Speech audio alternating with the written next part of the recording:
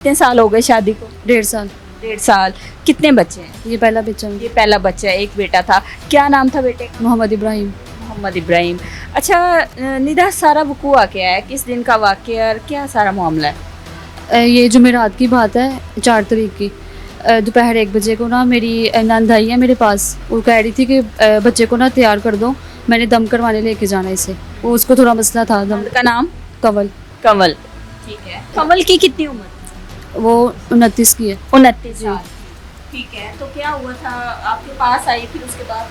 कि बच्चे को रेडी कर दो, मैंने इसको लेकर जाना है दम करवाने के लिए, तो मैं आ जाऊँगी 4-5 बजे तक। मैंने दम बच्चे क्यों करवाना था? बच्चे को थोड़ा सा मसला था, वो रोता बहुत था। अच्छा। जी, पहले भी लेके गई है लेकिन आ गई थी वापस।